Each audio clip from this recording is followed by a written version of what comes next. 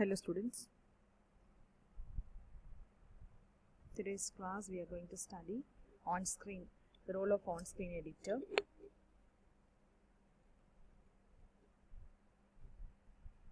So role of on-screen editor, this is what we are going to study in today's class. So we have already studied what is on-screen editing. So now we know why do people prefer on-screen editing. So you must understand that the advantages of on-screen editing, which we discussed in last class, because software greatly facilitates and improves most traditional editorial task.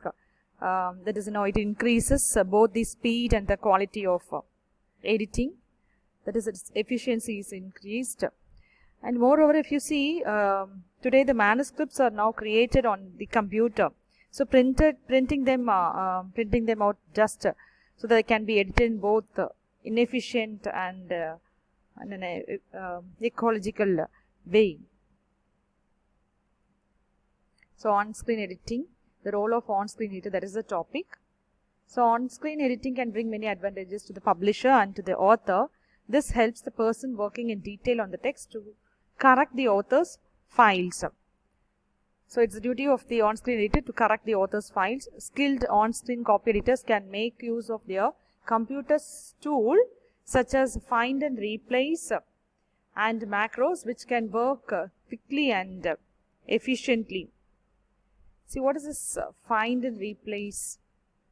It's very simple. It is one of the most useful and powerful word processor tool.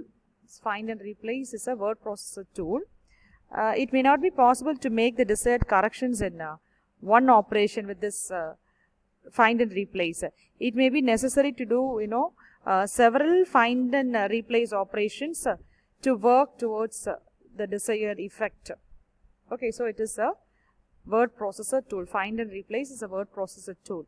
And this macros is an instruction to perform a series of actions. So that is macros. Okay, it is an instruction used to perform a series of actions. So find and replace a tool in word processor, and macros it is also an instruction to perform a series of actions.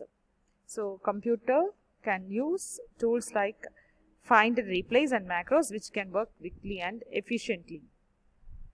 If the on-screen editor can present the typesetter with fully corrected and coded files, that file can be passed through the typesetting system. Okay, typesetting is typesetter will type the manuscript. So it can pass through the typesetting system and run out as pages. So here there is no need for a revised or a second stage of proof at this level, because the duties are performed by the computer where the errors are limited. So there is no need for a second revised stage of proof. Actually, this saves time. And the next one, many copy editors are happy about the assistance they get from the computer, like establishing a consistency in spelling, hyphenation, italicization, cross-checking notes, references. So consistency can be established by using the online tools. Next, role of on-screen editing. So good communication. Role of on-screen editors, good communication with the publisher and the author is particularly important when you are working on-screen. So the publisher and the author should have a good communication. Level and type of coding required unless the publisher is given a pre-styled template or encoded file. So if you see some publishers, they provide on-screen editing editors with macros to standardize basic house style. So if the on-screen copy editor uses his own macros, it is advisable to discuss them with the publisher.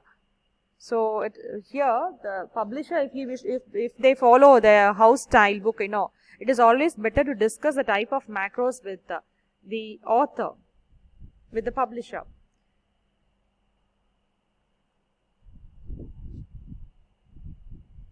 If the on-screen copy editor uses his macros, it is advisable to discuss with the publisher. And they should discuss the form in which the final corrected files should be presented for the typesetter or the designer. So form in which the final corrected files should be presented for the typesetter or designer, and what should accompany them, like identical printout, author's original typescript, everything has to be discussed. And next, budget and schedule. This also has to be discussed with the publisher. What is the budget of the textbook, and what should be the releasing time. Next, it is a good policy to write to the author when you get the material. Okay, so the online editor can outline the procedure and the general changes that he will need to make to the text, and he can send a sample of copy edited to the author to avoid surprises or confusions later. So that is also a very important task. The copy editor should send a sample of copy edited thing to the author to avoid future confusions.